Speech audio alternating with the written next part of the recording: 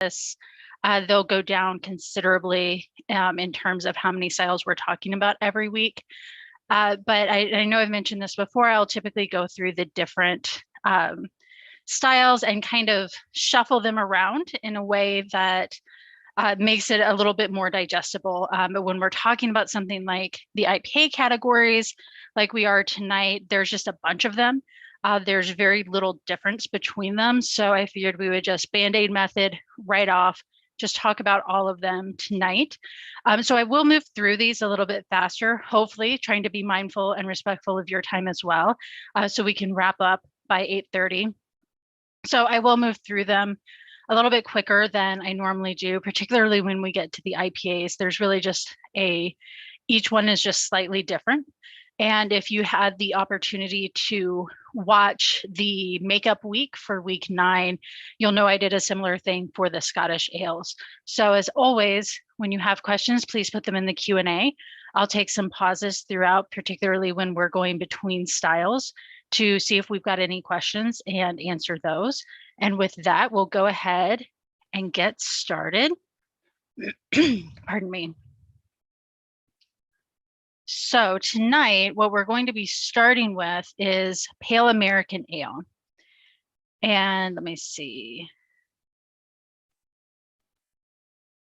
My thing has stopped sharing. So let me share this again. All right, now we're in business. I think we're in business. So we'll start with Pale American Ale. We'll talk about IPA. We'll wrap up with Strong American Ale. So you can see we've got a whole bunch that we're going to cover today. This is the last time we'll have a big block like this. We're kind of starting to run out of styles to talk about for the beer judge tasting exam. So we'll talk about Blonde Ale, American Pale Ale, and then the IPA family. So we'll start with American IPA, and then we'll go through all of the little bitty sub-styles. So Belgian, black, brown, red, rye, white, New England. Then we'll wrap up with double IPA, strong American ale, American barley wine, and wheat wine. So I won't, pardon me, go into too much with this. You all have seen this each week. So hopefully by now you're familiar with what kind of score sheets you're more likely to see, depending on whether you're doing a competition or an exam. So with the Pale American ales, the thing that they have in common, or things, modern American ales, average strength, light color, moderately malty to moderately bitter. And we really just have 2 ales in this category. So the first one is Blonde Ale. Blonde Ale really, one way I think that's good to think about sort of the spirit behind Blonde Ale is, until very recently, craft brewers weren't able to brew lagers as easily as they were ales for a lot of different reasons. One of them being that fermentation is much faster when you're brewing an ale. And 2, if you're brewing a lager, you need space to let that lager, because lager fermentations take longer than ale fermentations. So not only are they taking longer to get from your brew kettle to a glass, but you also need space to let it age and let it finish. Pardon me, age isn't the most correct way to say that, to let it ferment, and then of course to let it lager. So that is just a longer process that also requires better temperature control. So for a lot of craft breweries, they're very small scale operations, and being able to create lagers the way that lagers had been being created for several years was really out of reach until very recently. So now we're starting to see more craft lagers, and tying that all back, I promise it relates. A blonde ale is really going to be the answer to something like an American lager when you don't have a lagering capability. So easy drinking, approachable, malt-oriented American craft beer, often with interesting fruit, hop, or character malt notes. So with our blonde ale, we expect our malt to be light to moderately sweet, possibly with light bready or caramelly notes. Our hops are going to be low to medium, and similar to a British sparkling ale, again, also another style that was created in response to wanting to have something that lager drinkers would like. Our hops can reflect almost any hop variety, but typically more American hop profiles are what you would expect, but it can be any hop variety. But you would be looking for citrusy, floral, fruity, and spicy. That's not to say that you can't have a very herbal blonde ale. Typically, you'll see the more American forward, American style hops. Esters, low to moderate fruitiness is optional. This is going to be a very clean, very easy drinking beer. The appearance, light yellow to deep gold. Our clarity is going to be clear to brilliant. And the head retention, fair to good. Our head color is going to be white. We would expect that head to be low to medium. So our flavor is going to be very similar to the aroma. Initial soft malt sweetness, optionally some light character malt flavor such as bread, toast, biscuit, or wheat. You typically won't see a caramel flavor. If they're present, it's typically a low color caramel. And when we're talking about caramel, I won't go too deep into caramel malts right now, but caramel malts are available in anywhere from something like a caramel 10, which when you see caramel malts, the number behind them is going to designate their SRM color. So something like a caramel 10 is going to be a very light color, and it's going to add very little color to something like a blonde ale. You don't want a lot of color in there. So when you see something like low color caramel malt, that's what they're talking about. Bitterness is going to be medium, low to medium. And again, our hops flavor is going to be low to moderate. It can be any variety. Low to medium fruity esters are optional. Generally, it's going to be a very clean beer, as again, as clean as you can get an ale. So it closely approximates a lager. The balance is going to be toward the malt or evenly balanced. Our finish and aftertaste is going to be medium dry to slightly malty sweet. Mouthfeel, medium light to medium. Carbonation, medium to high. And it's going to be smooth without being heavy. And blonde ale to me is definitely one of those like 1990s brew pub and microbrewery kind of beer styles. You don't see them as often anymore, although I am seeing a few more pop up here and there. Where you see them most typically, at least in my experience, is as the base for something that's going to be fruited, because as we've just talked about, the malt character can be fairly neutral. The hop character can be any variety. So you can really tweak that recipe to fit what kind of fruit profile you're going for. Also, if you're a brewer, home brewer, a blonde ale makes a great base for any kind of beer that you're going to add something to. So then the next one we'll talk about is American Pale Ale. And American Pale Ale is, that was really one of the first definitive American craft beers, specifically Sierra Nevada Pale Ale. So that is a hallmark. It kicked off. I've met so many homebrewers who started homebrewing because they wanted to be able to make Sierra Nevada Pale Ale. So American Pale Ale is very much an icon in American craft, and it's really sad that you don't see them as often anymore. But our overall impression is going to be a pale, refreshing, and hoppy ale, yet with sufficient supporting malt to make the beer balanced and drinkable. And as you're going out into the judging world, when you have American pale ales, it's important to keep in mind, and also if you're a brewer, home brewer or pro brewer, American pale ale is not a baby IPA. Right. An American Pale Ale is a style in its own right. And that supporting malt character to make it balanced and drinkable is going to be one of the hallmarks of that. So for aroma, low to moderate maltiness is going to support the hops. Excuse me, just one moment.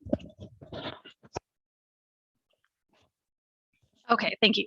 Sorry about that. Again, I've already been talking all day. So coming into coming into this, I was thinking, I can already feel my throat getting scratchy. May optionally show small amounts of specialty malt characters such as bready, toasty, biscuit, or caramel. Again, that's may optionally, so it does not have to be there. And if it is there, it should be in very small amounts.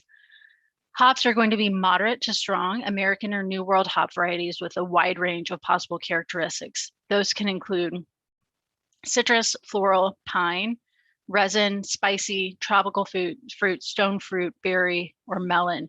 And really, with this, like including but not limited to, like they really listed pretty much all of the hop flavors that you could have. No specific characteristics are required, but they should be apparent. So again, way back in the beginning when we were talking about when you're evaluating a beer, particularly if you're, or I shouldn't say particular, but if you're doing it blind, even as a beer judge, it's great when you smell the beer to smell the beer and taste the beer to think, what is this beer yelling at me right now? Like, what is the beer shouting? And what are those three things that the beer is shouting at me right now? And so with an American Pale Ale, that hop profile should be the main thing that it's shouting at you. And then our esters can be none, it can be very clean, but you can have up to a moderate fruitiness. With our appearance, that's going to be pale golden to light amber, generally quite clear, although dry hop versions may be slightly hazy. And again, with the dry hopping, if it's been dry hopped, and we'll talk about dry hopping in a few minutes as well in the context of hop burn, but the dry hopping may add grassy notes, but it should not be excessive. So like everything else, if you are tasting something and wondering if the grassiness is excessive, it's probably excessive. Our head retention is going to be good, and then the head color is going to be white to off-white, will be moderately large. So our flavor, low to moderate, clean, grainy malt, that's going to always be there to support the hop presentation. And so an important thing to keep in mind when we're talking about the malt supporting the hop presentation, that doesn't mean that the malt is absent overall. It means that you've got the hops, but again, the malt, exactly what it says, it supports it. So you should still have malt character in something like an American Pale Ale. You may have those small amounts of specialty malt character, bready, toasty, or biscuity. Caramel flavors are often absent or fairly restrained. Depending on what brewer you ask will depend on whether they think that caramel malts should belong in an American Pale Ale at all. So that might be another fun question if you're in a brewery, to ask the brewer, do you have caramel malts in your American Pale? Why or why not? Because I can guarantee you a decision was made and they probably feel very strongly about that decision. Our bitterness is going to be moderate to high. And the flavor is going to be moderate to strong American or New World hops. Again, that wide range of possible characteristics. So it can be anywhere from the very classic American hop profile, such as citrus, pine, resin, all the way to the more New World hops, such as tropical fruit, stone fruit, berry, or melon. Fruity esters can be moderate, but they don't have to be there at all. Our balance is typically going to be towards late hops and bitterness, but the malt presence should be supportive, not distracting. You should still be able to taste the malt. Hop flavor and bitterness often lingers into the finish, but the aftertaste should be generally clean and not harsh. Our body is going to be medium light to medium. Our carbonation is going to be moderate to high.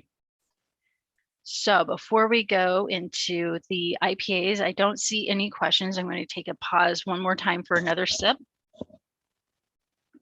So with the IPAs, like I said, I'll move through these really quickly.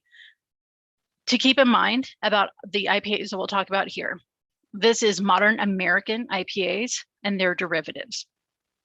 Another thing to keep in mind is that the guidelines were written in 2015. So there are some derivatives that we'll talk about that I'm betting some of you have never heard of. And some of them, maybe it's been 10 years since any of us have even seen one on a menu. So the term IPA in this context means a balanced, defined style in modern craft beer. And if you read through your BJCP guidelines at the beginning of the overview for IPA, they say they intentionally don't call it India Pale Ale because these are American versions of IPAs, and none of these IPAs were ever made for India or shipped to India, or now they might be sold in India, but they made a very specific decision to refer to it as IPA rather than India Pale Ale. Specialty IPA beers have the balance and overall impression of an IPA, but with some minor tweaks.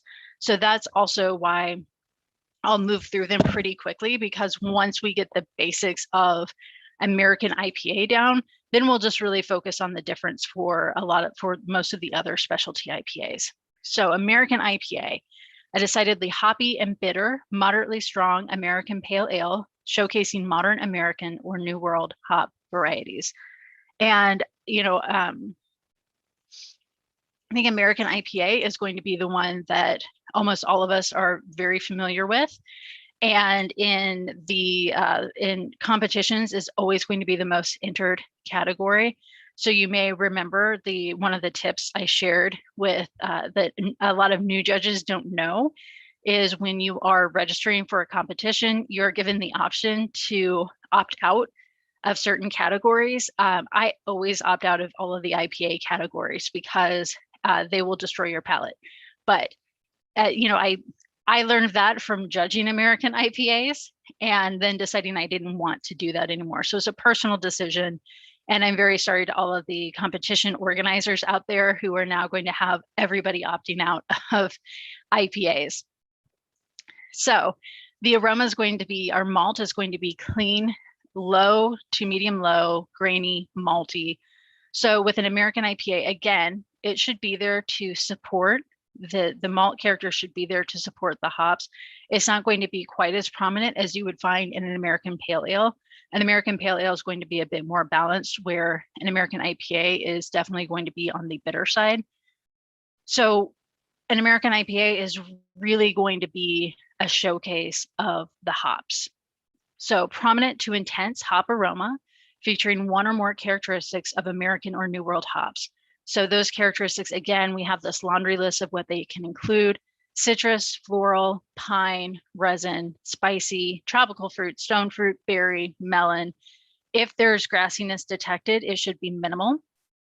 Fruitiness may be detected in the esters, but a clean fermentation character is also acceptable. Now, we will talk about New England IPA in a few minutes. So I want to make sure that we are distinguishing between American IPA and New England IPA. When we're talking about American IPA, generally, they have a very clean fermentation profile. Although, as we can see, the guidelines allow for some fruitiness. The fruity esters from the yeast is much more of a New England IPA thing, but it's not inappropriate if you get fruity esters in an American IPA. A restrained alcohol note may be present, but the character should be minimal at best. This is another one of the weird ones with the alcohol note, because the highest we're going to get with an American IPA is going to be 7.5%, which is getting up there in ABV for sure, but you really wouldn't expect an alcohol burn from a 7.5% beer. Our appearance is going to be medium gold to light reddish amber. It should be clear, although if it's an unfiltered dry hop version, it may be a bit hazy. Head retention is good, head color white to off-white. And again, when we're talking about haziness from a dry hop, this is not the same kind of haziness that you would expect in a New England IPA. So our flavor, the malt is going to be low to medium, clean and grainy malty. Some light caramel or toasty flavors are acceptable. Bitterness is going to be medium high to very high. Flavor is going to be medium to very high, and it's going to reflect an American or New World hop flavor. And I have judged in competitions before where the hop profile for an American IPA was much more of a noble hop profile or even an English hop profile. And when you have a beer like that, again, this is where you can kind of get into the nitty gritty of what the guidelines say, because the guidelines say that it should reflect an American or New World hop and or New World hop variety. It doesn't say that it must. So is it technically wrong if you have an American IPA that's all something like Saaz hops? That would be a conversation to have with your fellow judge to see how you decide. Again, something that makes the thing that makes an American IPA is that hop profile. So I would argue if it had something like German hops in it, probably not an American IPA. I have argued that point before, which is why I bring it up now. Our fermentation characteristics, low yeast-derived fruitiness is acceptable, but not required. The finish is going to be medium to medium dry. Residual sweetness should be low to none. Other flavor characteristics, a very light, clean alcohol flavor may be noted in stronger versions. Again, with a 7.5%, even if you're at that upper end, I question how much of an alcohol flavor would be appropriate. Apparently, the BJCP decided that a very light character would be appropriate. Body is going to be medium light to medium, carbonation medium to medium high. Astringency is no harsh hop-derived astringency. So from here, I'll go back really quickly. When we're talking about the rest of these specialty styles, again, I will just focus on what makes them different, but they all start here at this American IPA level. And this is another good opportunity to spend some time in your guidelines and read through the commentary for each one, and particularly the style comparisons, because this is one of the places where the guidelines really do a fantastic job of telling you exactly how they're different from other IPA styles, or we'll talk about some things like a black IPA or white IPA, and it will tell you precisely how it's different from the styles that it's modeled after. So when we go through the rest of these, just keep in mind everything we just talked about American IPA, that's going to be our baseline. So the next we have Belgian IPA. Belgian IPA is an American IPA with the fruitiness and spiciness derived from the use of Belgian yeast. We haven't talked about Belgian beers yet, but when it comes to Belgian beers, really the hallmark of them is going to be that yeast character. Almost always that's going to be what will give it away to you that you were drinking a Belgian beer. So with a Belgian IPA, again, we have all of these same characteristics for the malt and the hops. What's going to be different is we've taken an IPA and we've fermented it with a Belgian yeast. And the Belgian yeast can really be, it can be something like what you would use for a triple, but you would expect those fruity esters to be moderate to high. And they're going to have those Belgian yeast characteristics of bananas, pears, apples. You may have some clove-like phenols noticeable. So then this other note, with the other aromatics, the Belgian candy sugar-like aromas are sometimes present. So when we're talking about a Belgian IPA, what we can do is make an American IPA and use Belgian yeast, or you can hop something like a Belgian triple to IPA levels. And I apologize because I left that out at the very beginning, but you can really interpret the Belgian IPA in two different ways. And Belgian IPA was created, I'll go back one, it was created by Houblon Schoof when the brewer from there came to the United States, learned about IPAs. She wanted to make something similar at her brewery, and so took their Belgian triple and hopped it to American IPA levels. So Belgian IPA can be something like a Belgian triple hopped like an IPA, or it can be an American IPA made with Belgian yeast. It's kind of 6 of one, half a dozen of another, because that yeast is really going to be what defines it as a Belgian IPA. So I will leave these for you all to read through. I will point out again, those fermentation characteristics is what's going to be the difference. Moderate, spicy, and estery from that Belgian yeast, clove-like and peppery phenols, banana, pear, apple flavors. Those are also going to be typical. If you're not familiar with Belgian beers, we'll start going over those over the next couple of weeks, and then maybe come back and revisit this Belgian IPA section to kind of solidify in your mind what that yeast character is going to do to an IPA profile. So then the next we have is black IPA. This is one of my favorite styles that seems like it might be having a renaissance.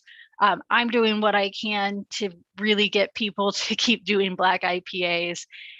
So this is going to be a beer with the dryness, hop forward balance, and flavor characteristics of an IPA, only darker in color, but without strongly roasted or burnt flavors.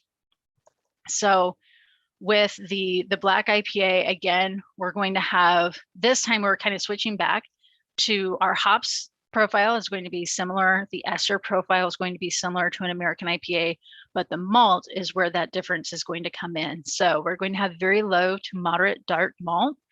You might have light chocolate, coffee, or roast. You may also have some clean or lightly caramel sweetness found in the background, but really it's going to be, think of kind of a something like a Schwarzbier, but in ale and hopped a little bit more. So you're going to have some lightly roasted characters, some light dark malt character, but it's not going to be roasty like an American stout or an imperial stout. It's going to have just a light flavor. And then of course, it's going to be very dark brown to black. Again, so with the malt being the main difference here, generally clean and of low to medium intensity because it's still an IPA. So our hop flavors are going to be medium low to high. So the hops should still be, you know, kind of the star of the show. It's just got a little bit different of a malt character to it. So dark malt flavors are low to medium low, restrained roastiness or restrained chocolate or coffee, and roasted notes should not be intense, ashy, or burnt. So again, we're not having those roasted flavors like you would expect in an American stout or an imperial stout. So the next we have a brown IPA. And if you can find a brown IPA on tap anywhere, I don't know, take a picture and send it to me because I don't know that I've ever seen a brown IPA on tap anywhere. But this is a hoppy, bitter, and moderately strong beer like an American IPA, but with some caramel, chocolate, toffee, malt character, as in an American brown ale. So the commentary and the guidelines also talk about how this used to be called a Texas brown ale. Even though the style didn't originate in Texas, it originated in Southern California. And as far as anybody can tell, it was never a thing in Texas. So when they redid the guidelines, they just said, we're going to call it a brown IPA. So when we're talking about the brown IPA, medium low to medium malty sweet aroma that features chocolate, nuts, dark caramel, toffee, toasted bread, and or dark fruit. So you'll notice what is missing from here is you're not going to have those really dark roasted characters like you have in a black IPA. So it's going to be the American brown ale character, but at IPA hop levels and hop flavors and hop bitterness. Then the color reddish brown to dark brown, but not black, because then it would probably be a black IPA. Our malt is going to be medium low to medium, generally clean, but malty sweet up front with milk chocolate, coffee, or pardon me, cocoa, toffee, nutty, biscuity, dark caramel, toasted bread, and or dark fruit. So think American brown ale, but with the hop character of an American IPA. Red IPA is another one. If you see it somewhere, take a picture and send it to me. I don't know that I've seen one. Actually, no, I take that back. Recently, I did see one somewhere, and it was a little bit like seeing a dog walk on its hind legs. Like it was not impossible for me to see one, just very unlikely. So this is hoppy, bitter, and moderately strong like an American IPA, but with some caramel, toffee, and or dark fruit malt character. And, you know, I kind of wonder if red IPA wasn't just an invention of somebody who's maybe trying to make a brown IPA and it didn't turn out the color they wanted, so they just said it was a red IPA. You'll notice as you go through the stats, which typically you don't need to pay a lot of attention to the stats, but red IPA and brown IPA have the exact same stats. They have the exact same SRM range, which is also a good reminder that SRM is a reference method, right? It's the standard reference method, but it doesn't do a great job of accounting for things like red. And so just as a reminder, you know, it's still technically within that SRM range. That's why we can't have like robots or computers take over doing sensory on things like beer, because we can look at a beer and tell the difference that it's red versus brown. But on an SRM chart, or when you're doing an SRM dilution, it's going to come out with the numbers exactly the same. So with a red IPA, medium low to medium malty sweet, often features caramel, toffee, toasty, and or dark fruit character. You don't see this a lot. And I wouldn't spend with something like the red IPA, be familiar with it. I don't know that I would spend a ton of time like trying to learn a lot about it. It will come up in the next section on American strong ales, but really red IPA, if you see one, make sure that it looks red, right? So it's light reddish amber to dark reddish copper, and it's going to have those accompanying flavors of caramel, toffee, toasty, and or possibly dark fruit flavor. With the flavor is going to be the same, medium low to medium malty sweet, features that caramel, toffee, toasty, dark fruit character. So rye IPA, this is one, again, you really don't see that often. I remember seeing it when American craft was really taking off about 10 years ago. It's another one that makes me really sad that I don't see it very often because I really like a well-made rye IPA. This is a decidedly hoppy and bitter, moderately strong American pale ale showcasing modern American and New World hop varieties and rye malt. So the difference between a rye IPA and American IPA is that there's a substitution of a portion of the American two-row, generally two-row malt, but there's a substitution of the base malt with rye malt. So what the rye malt is going to do is it's going to give you this peppery aroma, as well as a peppery flavor. And that's the rye is what I love, obviously, about a rye IPA. Otherwise, it's going to be low to medium low, clean, grady. That should be malty, not matty. I will fix that before I upload these. And we're going to have all of the same characteristics, medium gold to light reddish amber. Another thing, a rye IPA I tend, if I don't know I'm drinking a rye IPA, I can sometimes get tripped up because, again, it's going to be the exact same color range as an American IPA, but it's with a well-made rye IPA, you're kind of like, there's something a little bit different from this, than a normal American IPA, and I can't really put my finger on it. And then it's like, of course, the rye is going to give it that peppery rye flavor. So our malt, low to medium low, generally clean and grainy malty. Some light caramel or toasty flavors are optional. We've seen all that before. That's what's acceptable for an American IPA. The difference is that light grain spiciness from malt may be present. I would argue with the guidelines here that if you're saying something is a rye IPA, that may should actually be a should.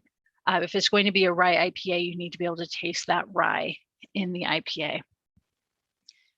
So then we have white IPA, and white IPA is, for me recently, it's been a really fun style to think about because it's similar to our Belgian IPA in that it can be interpreted a couple of different ways.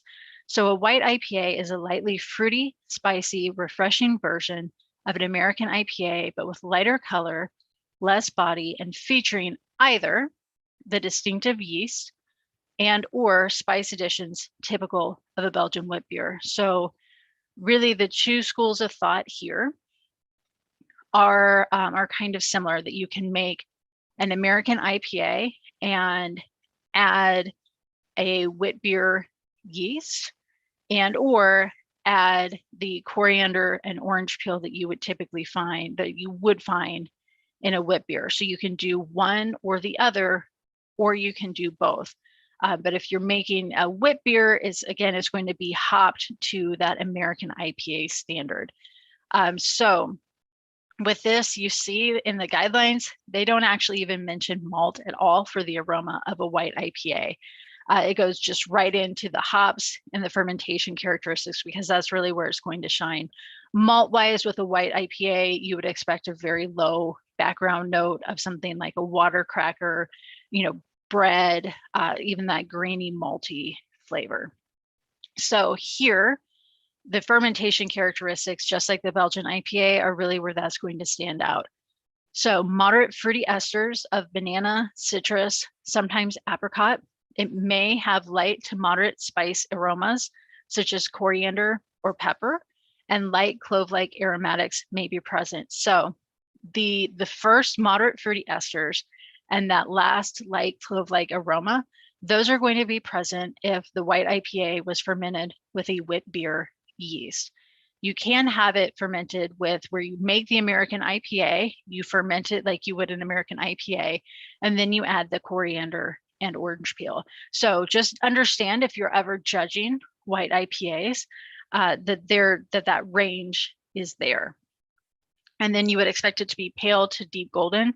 This, since it's going to be in the style of a wit beer, is typically going to be hazy. So if the malt, light, possibly bready, the bitterness is going to be high, the flavor is going to be medium low to medium high. So again, it's going to be either a wit beer hopped to an American IPA level, or it's going to be an American IPA with the addition of coriander and orange peel. So that bitterness is still going to be high, right? It's going to be more bitter than a wit beer. It's going to have more hop character than a wit beer would. Fruity esters are moderate to high with citrus flavors similar to grapefruit and orange, or stone fruit like apricot. Sometimes banana-like flavors are present. Again, that and those spicy clove-like flavors, those may be present if it was fermented with a wit beer yeast. If it was fermented with an American ale yeast, you wouldn't expect to get that. And this is one of those that at the judging table, you probably won't have that information in front of you. Whether it was like you don't get an explanation of what they were going for something like a white IPA. So you really are using your perception to evaluate that beer. So just understand that if the fermentation profile is really clean, but you get the coriander and orange peel, you've got a white IPA. If you have a very characterful wit beer yeast, but no coriander and orange peel, but it's still hopped like an American IPA, you've got a white IPA, right? There's a range there. So coriander and orange peel flavors may be present. They don't have to be. And then the last of the IPA family we'll talk about is the New England IPA. I think most of us are probably familiar with this. And another note, actually two notes to make about the New England IPA is if you have a hard copy of the BJCP guidelines, New England IPA is not in there. If you have the app of the BJCP guidelines, particularly I have an iPhone, the app for iPhone, I have to actually scroll all the way down to the bottom of the app, and that's where you'll find New England IPA. You can go to the BJCP website and see the printed version of the New England IPA guidelines. Generally, I find it just by Googling BJCP New England IPA when I need to see the full guideline, not on my phone. Just know if you have the app, it is in your phone. You may just have to go look for it a little bit. So a New England IPA is an American IPA with intense fruit flavors and aromas, a soft body and smooth mouthfeel, and often opaque with substantial haze. And one thing I will note about New England IPA that I should also have pointed out with Belgian IPA and Black IPA is that this is where it can get a little confusing with the BJCP, because for each one of those three, their allowable ABV range is, for example, with New England IPA, 6% to 9%. Whereas with American IPA, that's going to be 5.5 to 7.5%. And double IPA, which we'll talk about in just a moment, is 7.5 to, I think, 10%. So with New England IPA, Black IPA, Belgian IPA, those are all going to go up to around the 9 to 9.5% on the upper end. So you can have a Black IPA at 8%, where if you took away the part that made it a Black IPA and it was just an American IPA, that would put it in the double IPA category. I'm trying to explain this and I feel like I'm just muddling the explanation, much like a New England IPA. So just know that with a New England IPA, it can have a much wider range of allowable ABV, and it can actually like firmly land in that double IPA ABV territory. So hopefully that didn't confuse the matter too much. So with the New England IPA, we have lots to talk about here because there's a lot of philosophy and opinions out there about whether a New England IPA is even properly called an IPA.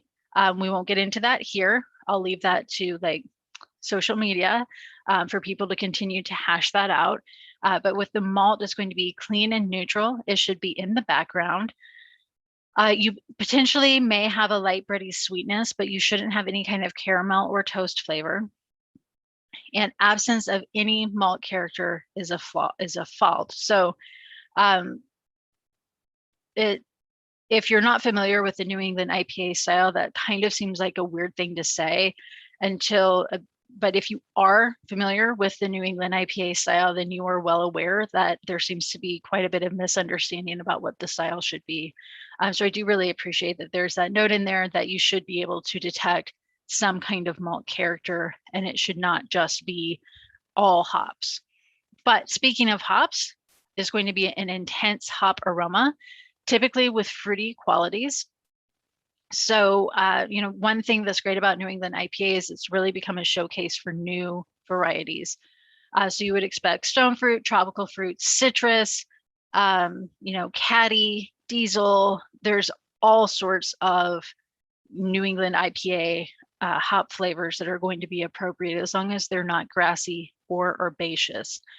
Neutral to fruity fermentation character that's well integrated with the hops. So when we were talking about American IPA, I mentioned that for most American IPAs, you would expect more of a neutral fermentation character. Not all, but most. So with a New England IPA, that's kind of switched where you would expect one of the hallmarks of a New England IPA for a lot of interpretations of the style is that it has a very fruity yeast character. But the whole purpose of that fruity yeast character is to integrate really well with those fruity hops. This is so the other aromatics, creamy, buttery, or acidic aroma is inappropriate. And we'll get a little bit more into the acidic and what's inappropriate in the next slide. So our appearance, straw to yellow, sometimes with an orange hue. One of the hallmarks of the New England IPA is the fact that it's typically hazy. And this was an interesting choice that the BJCP made when they added New England IPA as a style, because the Brewers Association added juicy hazy beers at the same time. And I think that the Brewers Association broke it down a little bit better, because you can have, as the style has evolved, you can have a very juicy New England kind of IPA that's very clear. You can have a very hazy IPA that is may not be the same intense fruit forward aroma as a New England IPA. So the Brewers Association has broken it down into juicy / hazy. It can be either or. The BJCP kind of made a bold choice of saying that New England IPA has to be hazy. So hazy, often opaque, but should not be cloudy or murky.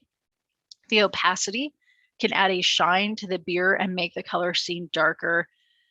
It shouldn't have floaties, right? So any visible floating particulate, such as hop, yeast clumps, that is a fault. When we're talking about the appearance of New England IPA, this really, more than probably any other beer style, the appearance is what kind of defines it, or is one of the very defining characteristics. So when we're talking about cloudy or murky, what else you might see is it looks grayish. I've seen some that somehow managed to look a little purple because there were so many hops added to it.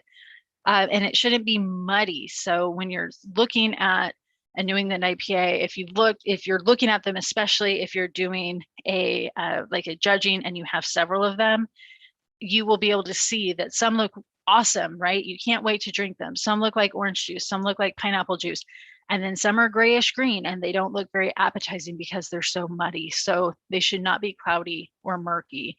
And that's kind of one of those, you'll know it when you see it kind of things. Head retention, high to very high. Head color is white. Head texture is going to be a medium to rocky meringue. So you would expect to see that nice fluffy head on a New England IPA. So for our flavor, low to medium malt flavor is generally going to be neutral. It can have some bready or grainy, lightly sweet flavor, but you should not be able to notice caramel or toast. And similar to the aroma, you should be able to detect some kind of malt in a New England IPA. The bitterness is going to be somewhat low to moderately high, often being masked by the body and finish of the beer. So again, the bitterness with a New England IPA is one of those things that makes people say, is this properly an IPA? Particularly as, some breweries in recent years, there's been kind of this race to the bottom to see, have like a 0 IBU New England IPA. So that sweetness, in part because of the lack of bitterness, is again one of those hallmarks of a New England IPA. So you would expect traditionally a New England IPA can be, again, medium to high on the bitterness scale. So it can be more bitter like an American IPA. The style arguably has evolved past that to where the bitterness is low. But just know if you're sitting at a judging table, judging New England IPAs, you may have getting something that has a medium high bitterness is not going to be a fault. So our fermentation characteristics is going to be neutral to fruity, but as with the aroma, it should be well integrated with our hop flavor. We should have this, again, I have to laugh at some of the, like every once in a while in the BJCP guidelines, they just put this weird description in there. I don't know what off dry means, but it's in the guidelines, it says off dry to medium finish. So if anybody has an idea of what off dry might mean, feel free to pop that into the chat. So other flavor characteristics, creamy, starchy, sugary, sweet flavors are inappropriate, although a high ester level and lower bitterness may give the impression of up to moderate sweetness. So there's a lot of things that we can talk about with New England IPA. We could probably do an entire session just talking about the different brewing techniques that brewers will use to create a New England IPA. Another one of the hallmarks of New England IPA is that very soft, sweet, rounded mouthfeel. One way that brewers accomplish that is through the use of their brewing salts with their water chemistry to create a softer, more rounded feeling water profile that again is going to add to that softness overall of the New England IPA. So body is going to be medium to medium full. Carbonation is going to be medium. The beer should not have a creamy or viscous mouthfeel, and it shouldn't have a raw flavor, like a raw starch texture or an acidic twang. And, the acidic twang is, I don't see it too often, or I don't perceive it very often anymore in New England IPAs. I think, again, that's one of the ways that the style has kind of shifted away from what it originally was. But if you have something like Heady Topper from The Alchemist, Heady Topper is similar to Sierra Nevada Pale Ale. I know I just committed like sacrilege to people out there who hate New England IPA and can't believe I made that comparison. But Heady Topper was really the IPA that started the New England IPA craze. And that does actually have some acidity to it. The issue is that when you have brewers who don't understand all the mechanics of precisely how something like that was created, they may do things like over acidify their beers during the brewing process, and then you get that acidic twang. So it's been a while since I've had one like that. I think is kind of shifted away from that, maybe in part because of things like the BJCP guidelines, who said that it shouldn't be there. The raw starch texture, sometimes, hopefully people don't do this anymore, but brewers would create that haze by adding flour to the beer. Don't do that. If you've ever done that, it's fine. When we know better, we do better. Going forward, don't do it anymore. But that's really where that raw starch texture reference comes from. So then the last thing I'll talk about with New England IPA, and it's not on the slides, but it was a question that was submitted, was when you judge heavily hopped IPAs, particularly New England IPAs, a phrase that you will hear very often is hop burn. And if you are the person judging the heavily hopped IPAs, you are the one saying hop burn because your mouth physically hurts. Your palate feels like it's being burnt. And so behind that, what's going on is there's a few things that kind of come together to create a perfect storm. So if we are heavily hopping, dry hopping a beer, so dry hopping means that it's happening after fermentation. Although with some New England IPAs, the hops will be added during active fermentation. That also plays a role. But when we're adding a lot of hops, we're adding a lot of hop material.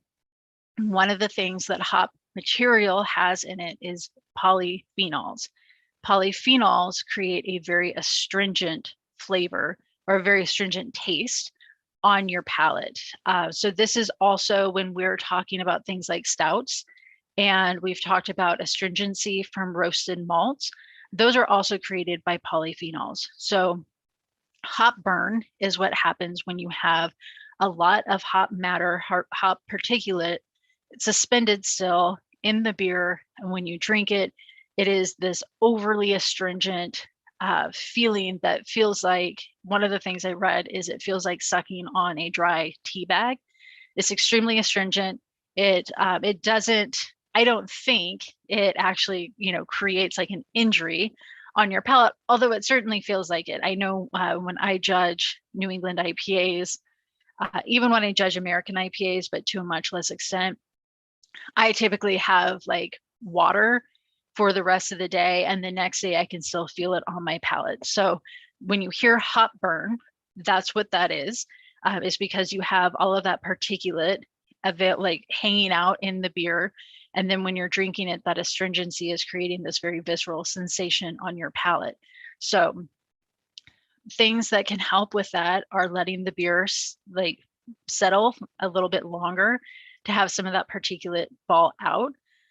One brewery, I remember who it is, but I won't name them by name, had a beer that was called something like Give It a Week. It will eventually settle out. So if you give the beer a little bit more time, that particulate will settle out and you won't have the hop burn. I would argue that you shouldn't release a beer from your brewery before it's ready for consumers to drink. You should always be able to purchase beer and drink it right then if you would like. And the onus shouldn't be on the customer to finish creating your product for you. But that's just my editorializing on that. So that is what hop burn is. And thank you for emailing that question. It's one of those things that when you judge, you know it when it happens to you and you talk about it. And it's one of those phrases that you forget that that's not exactly the most intuitive thing to try to figure out, particularly for a new steward or a new judge. So I see we've got some questions before we hop into the Strong American Ale. So I will hop into those. I didn't mean to say hop. I didn't mean to make that pun. Okay, is it fair to say that a brown IPA is like an American brown ale, only a little bit hoppier? Yes, Enid, I think that is a great way to think about what a brown IPA is. I think you're right on the money with that. Okay, what differences should we look for between a Belgian IPA and a white IPA if they can both have Belgian yeast characteristics? Could they overlap? No, I think that they wouldn't. There's not as much of an overlap as it sounds like they could have. A white IPA is going to have a wit beer yeast strain if it's fermented with a yeast strain that's not an American IPA, typical American IPA yeast strain, then it should be a wit beer. With a Belgian IPA, you're going to be using a different kind of Belgian strain if you're making the Belgian IPA with a Belgian yeast strain. So I wouldn't expect those two to overlap, because a wit beer yeast strain is very similar to, well, it's not similar to a Weizen strain, but it is a distinct strain where if you're making a wit beer, you will use a wit beer yeast, whereas you're making something like a Belgian IPA, that's going to be a Trappist yeast strain, some sort of a triple yeast strain, something like that. So the yeast strains are both Belgian, but they're going to be different ones. Hopefully that didn't make it more confusing, but you wouldn't expect those to overlap. And also a Belgian IPA is going to be quite a bit higher in ABV. So a white IPA is going to set somewhere between a wit beer and an American IPA in terms of ABV. And I think it's going to go up to maybe about 7% or so. I guess technically there could be some overlap ABV wise, but particularly when you're judging, you'll have like specialty IPAs, you'll know what kind of IPA it is. For something like a Cicerone exam, is highly unlikely you're going to get a Belgian IPA or a white IPA on the exam to have to tell apart. But if you can find them out in the market, then I would encourage you to do a side-by-side and learn how the two of them would be different. Okay, Enid, this is another great question. When talking about beer, are the terms double and imperial synonymous, or do they have slightly different meanings? No, they're the same thing. Double and imperial, what they're telling you is that you should expect whatever that base style is, elevated. So double, imperial, arguably triple, as in like triple IPA, not a Belgian triple. All of those are just really marketing language to tell you what to expect in terms of ABV and kind of flavor amplification. So yeah, they're both arbitrary. You can use them. You can have an imperial IPA is going to be the same as a double IPA. Okay, another good question. I've come across quite a few New England IPAs with lactose added. Should we consider this as a fault? Personally, yes. Professionally, no. I will say that's a great question, because the BJCP, as far as I can remember, doesn't have lactose listed in its in the guidelines.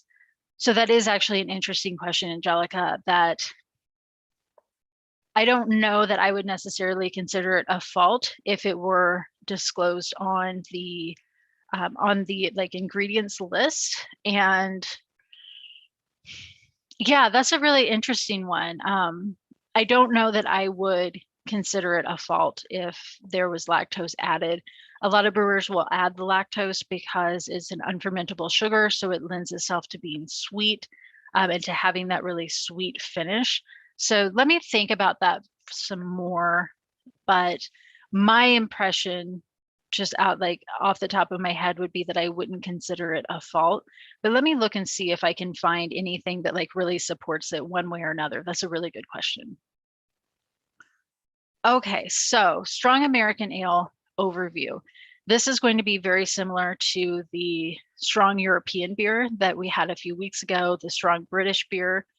And I know way back a few weeks ago, somebody had asked, like, is strong beer a European beer thing? And no. So with each one of these categories where they've got strong European beer, strong British beer, strong American ale, it's really kind of a catch-all category where it doesn't, the things that are in there just don't quite fit well together. But what they do have in balance, what they do have in common is that ABV.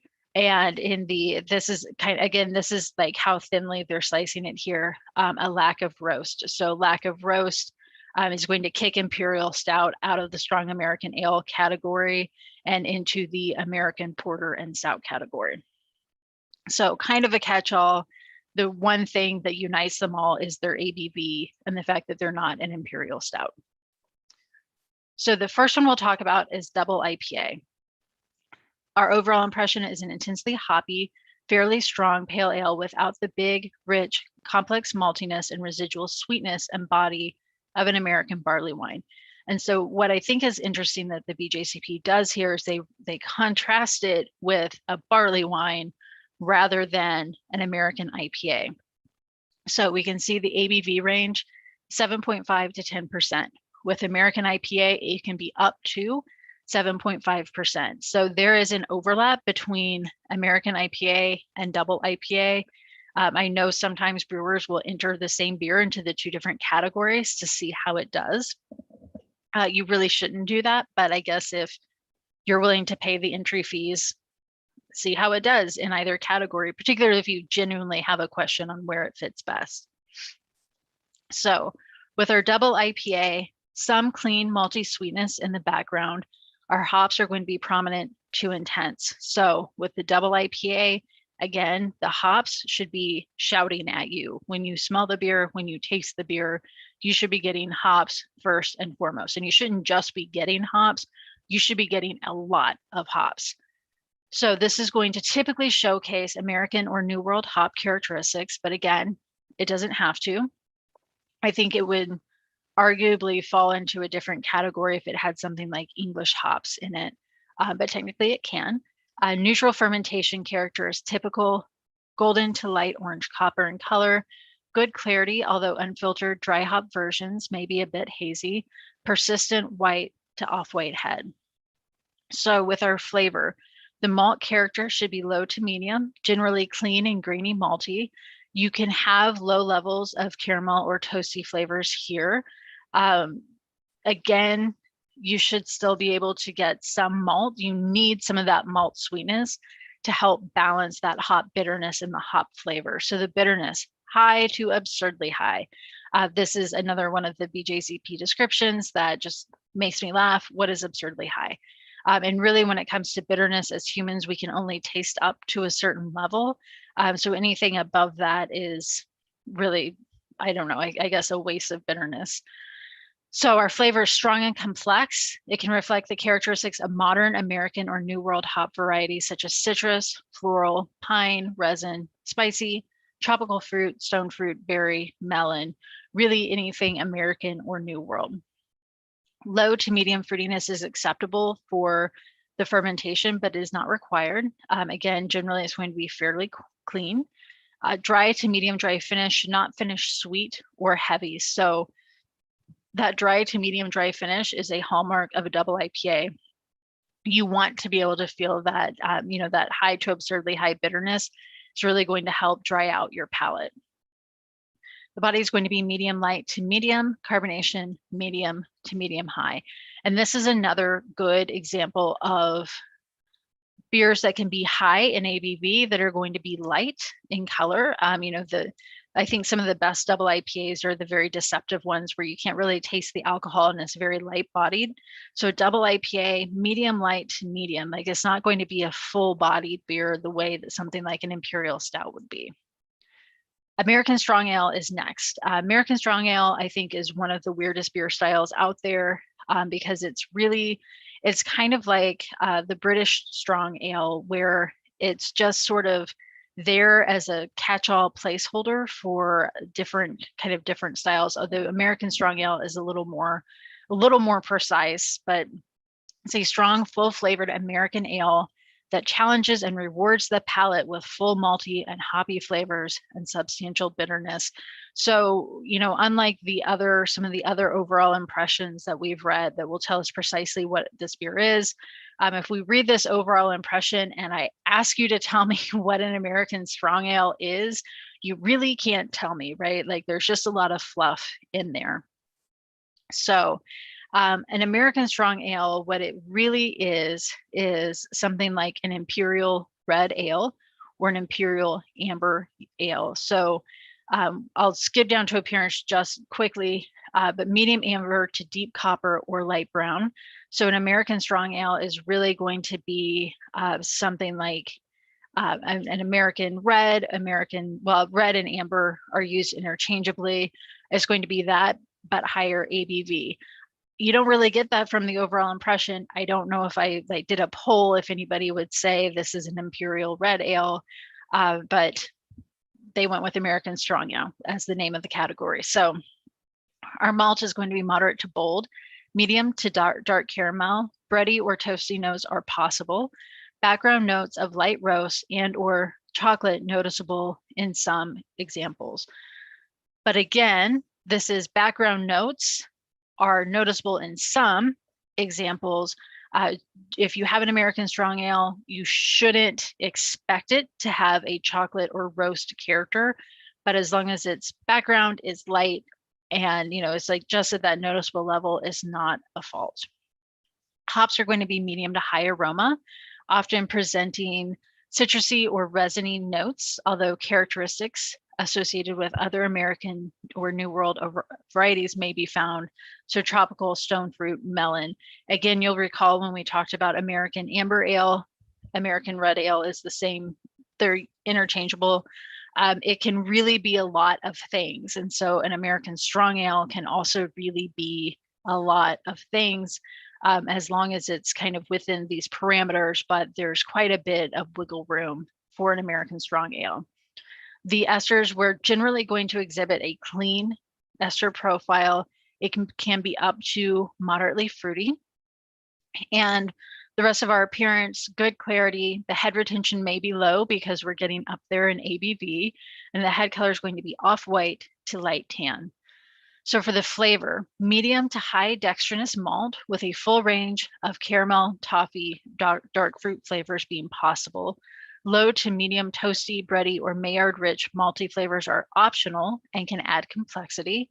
Roasted malt flavors are allowable, but those should be at background notes. No, burnt malt flavors are inappropriate. So again, this is going to be a very kind of chewy, almost viscous, sort of caramelly, with some of that nice citrus hop flavor folded into it. But really the malt is going to be more of the show here. Bitterness, medium high to high, moderate to high hop flavor. The flavors are going to be similar to aroma. So we'd expect citrus, resin, tropical fruit, stone fruit, melon. Low to moderate fruity esters. And the aftertaste should seem bitter to bittersweet. Mouthfeel is going to be medium to full, carbonation medium, low to medium. You may have an alcohol warmth. Here we're actually getting into the higher ABV range. So you may have some alcohol warmth, but it shouldn't be hot. So again, if you're tasting something and you're wondering, is this warmth too hot? It probably is. American barley wine. This is one of my very favorite styles. It's a well-hopped American interpretation of the richest and strongest of the English ales. So one thing that is helpful to remember for, not so much for BJCP, but if you're doing something like Cicerone, is that the American barley wine, a lot of them follow the naming convention of having old in their name. So you can see down here, we have Old Foghorn, Old Horizontal, Old Ruffian. There's a lot of American barley wines will have old in their name. Not all of them, as you can see, we have Hog Heaven and Bigfoot there. But generally, if you see something that says, if it's an American beer style or an American craft brewery, and it says, old something, it's probably going to be a barley wine. So with a barley wine, our aroma, we should expect malt richness. This is going to be a well-balanced beer, but you should still be able to get those sweet, caramelly, bready. It can be fairly neutral, but it's still going to be a rich malt flavor to back up the hops, to balance out the hops. So our hops can be moderate to assertive. This is going to showcase citrusy, fruity, or resiny New World varieties. Although you can use other varieties. I kind of disagree with the floral, earthy, or spicy English varieties because I feel then you've made an English barley wine, more or less. But again, I was not consulted on these guidelines. So you can also have a blend of varieties. When I make My American barley wine, sometimes I very, selectively choose the hop varieties. Other times I make it and it's kind of a potpourri of whatever, half ounce of American or New World hops I have in the freezer to kind of clear out the odds and ends of the hops. I'll just put them all in American barley wine. Esters can be low to moderately strong. They should be fruity. The color is going to be light amber to medium copper. It may rarely be as dark as light brown, but we're really looking for that light amber to medium copper. It often has ruby highlights. American barley wine is one of those styles that makes a very pretty presentation, particularly when it has those ruby highlights. Clarity is going to be good to brilliant, low head retention, and our head color is going to be off-white to tan. So for the flavor, moderately low to moderately high malty sweetness on the palate. You may have some bread or caramelly malt flavors, but they should not be high. You should not have any kind of roasted or burnt malt flavors. That will always be inappropriate in an American barley wine. Bitterness can be moderately strong to aggressive. The flavor is going to be moderate to high, really any variety, but generally showcasing New World hop characteristics. And for our fermentation characteristics, low to moderate fruity esters. The mouthfeel, full-bodied and chewy. That's one of the things I love about an American barley wine. It's one of the things I really love about any well-made, like higher ABV beer, is when you get that viscosity, that chewiness, kind of that luscious texture to it. Carbonation is low to moderate. The warmth should be noticeable, but it should be smooth. So again, this is one of those styles that can be up to 12% ABV, so it can be very high ABV. At that level, you're going to get some alcohol warmth generally, but it should be smooth. So again, distinguishing some alcohol warmth from a fusel alcohol, something that's very hot or very harsh. So remember that those are two different things. And then the last one we'll talk about is wheat wine. And I think wheat wine is a super interesting style that you really don't see that often. This is a great style for the brewers out there. If you have a barrel and you're not sure what to put in it, a wheat wine is a great option because it's going to have a lot of really great wheat flavors, which means it's going to go really well with whatever kind of spirits you have in that barrel. So our overall impression, a richly textured, high alcohol sipping beer with a significant grainy, bready flavor and a sleek body. So again, this is one of our very high ABV beers. It can go up to 12%. So a wheat wine is known as a wheat wine because it has a large amount of malted wheat in it. So you would expect those malted wheat flavors. Moderate to moderately strong, bready, weedy malt character, often with additional malt complexity such as honey or caramel. Hops can be mild and represent just about any late hop aromatic. So with a wheat wine, the hops are really there to balance out that malt, that wheat sweetness. Low to medium fruity notes may be apparent. Very low levels of diacetyl are acceptable but not required. And Weizen yeast is inappropriate. So that's an important, I think sometimes with people when they hear wheat, they think Weizen, and those are two different things. If you were making something like if you wanted to use Weizen yeast, you would be making something like a Weizenbock. So banana clove flavor is inappropriate in a wheat wine. Color is going to be gold to deep amber, often with garnet or ruby highlights. Chill haze is allowable, but usually clears up as the beer gets warmer. Good head retention, our head color is going to be off-white, and that head texture is going to be creamy because it's got all of that wheat in it. It's going to give you that nice creamy head. For flavor, our malt is going to be moderate to moderately high, weedy malt flavor, dominant in the flavor balance over any hop character. Low to moderate bready, toasty, caramel, or honey malt notes are a welcome complexity note, although they are not required. Low to medium bitterness. So again, our hops are there to help round out some of that sweetness.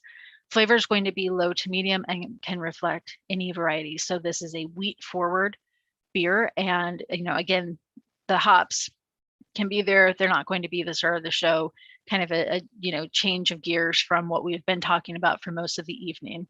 Moderate to moderately high fruitiness, often with a dried fruit character, is what we can get from our esters. And our balance is going to range from malty to evenly balanced. The mouthfeel is going to be medium full to full-bodied and chewy, low to moderate carbonation, and light to moderate warmth. And so with that, that is the end of our slides. We made it with a few minutes to spare. So if you all have any questions to wrap up, feel free to pop them into the Q&A. And as we wrap up tonight, I will remind you that we have a couple of things. You are able to upload your practice score sheets. As we're getting closer to the end, I hope that you all are practicing your score sheets a little bit more.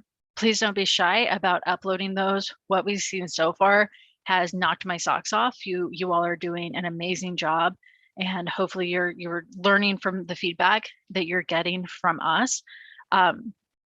Also, make sure that you are checking that competition calendar on the BJCP website to see what opportunities are coming up near you to judge. At this point, going through this is week 11 of our training. All of you have had significantly more training than I ever had sitting down as a judge, and as more than what most people have had sitting down to judge. So I highly recommend that you start practicing these skills in the real world and signing up to judge in some competitions. And it looks like I have one question here. On a wheat wine, what would the best type of yeast profile be? With something like a wheat wine, when I've brewed a wheat wine, and I'm not the authority on wheat wines, but what I'm generally looking for is something that is going to be fairly clean fermenting. Like I mentioned in the guidelines, you can have some fruity esters, but generally I will look for, really the most important thing I look for in something like a wheat wine for a yeast profile is something that has a high alcohol tolerance that can go up to that 12% and give me the ABV I'm looking for without stressing out the yeast and creating all of those stressed fermentation flavors. So generally, I would go with some kind of a clean fermenting American yeast. I've actually got my guidelines right here. So I'm not sure what they have listed as the characteristic ingredients. So let me just look that up right now.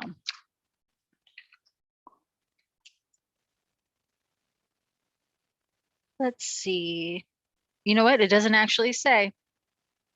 That's interesting. So I mean, really not a Weizen yeast. If we're, again, generally I would use a clean fermenting American ale yeast that would get me that ABV. Really, I would say, since it doesn't say, it's kind of up to us to decide what kind of yeast profile, because the only prohibition is that it's not a Weizen yeast. So, I think really anything that is going to complement your malt profile and your hop profile will be appropriate.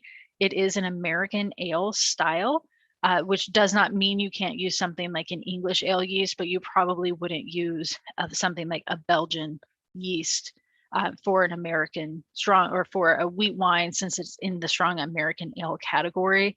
And I only say that because, again, there's no beer sale police, right? If that's the profile that you're going for, that's what you want to drink, then make it. If you're entering it in a competition, you may lose points because you have something like a Belgian profile on there. So I guess the answer to that is there's not necessarily a best type of yeast profile. It's going to depend on, whether you're entering it into a competition and then what your preferences are in terms of your yeast profile, taking into consideration your other ingredients as well as that alcohol tolerance. So you all had some really great questions tonight. Thank you for those. And as always, if you need anything, you can email me, fill out the form on the website, or ask in Discord. We have that really great community in there, and I really love seeing everybody interact with each other.